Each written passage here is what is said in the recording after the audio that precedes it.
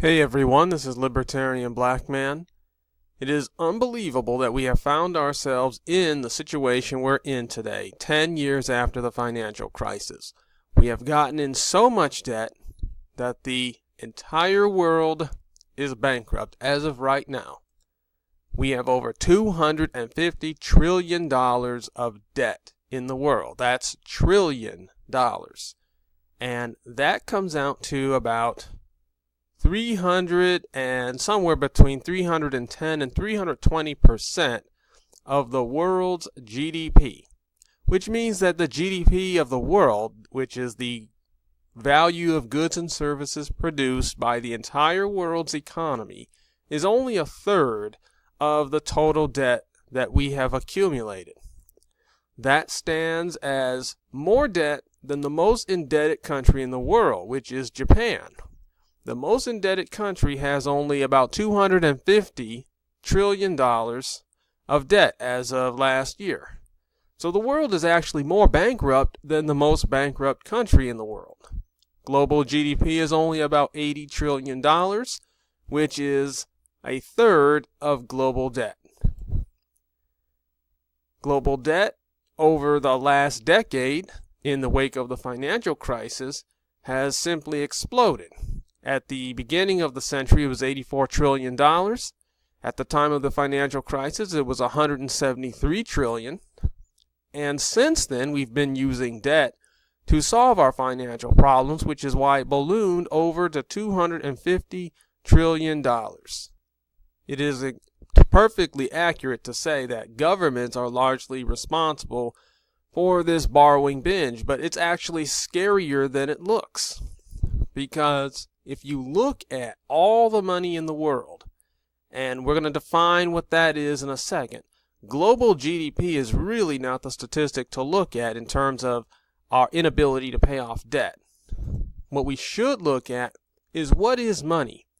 And as it says here in the Market Watch article, for purists who believe money only refers to physical, quote, narrow money, that is banknotes, coins, and money deposited into savings and checking accounts, the total is somewhere around $36.8 trillion.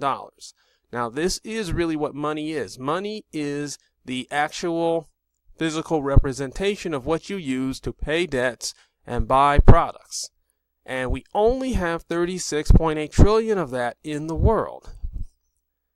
This is known as the global monetary base, about $37 trillion.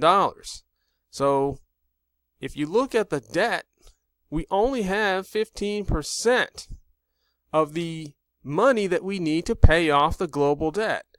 What does that mean? That means we have to have a global default. We do not have anywhere near the amount of money to pay the debt off. That would mean a global depression, because you would have to stop accumulating debt and propping up the world economy with so much debt. It would mean that many businesses and governments that are being supported by the creation of debt would fall. There's no way around it. You're not going to raise taxes enough. You're not going to cut government spending enough. There just isn't enough money in the world, no matter what you do. We have gotten in over our heads, and we have to see the biggest collapse of the world economy ever seen. Now, if we do let that happen, then what would be the solution afterward? Governments would have to get smaller. They would have to decline in size. That would mean lower taxes, freer markets, and most importantly of all, governments need to stop creating money out of thin air. Where do you think all of this debt comes from that we can't pay? It's governments and central banks who create money out of thin air, and they put this money into circulation as debt. And when you realize that the amount of real cash that circulates is far less than the amount of debt we have, you'll understand why the creation of money out of thin air is what puts us in a situation where we have no choice but to go bankrupt. So If we're going to ever avoid this situation again, we must stop with the fractional reserve banking and the creation of money, the printing of money out of nothing. Thanks for watching. Please subscribe to the YouTube channel and Twitter page, and we hope to see you in the next video.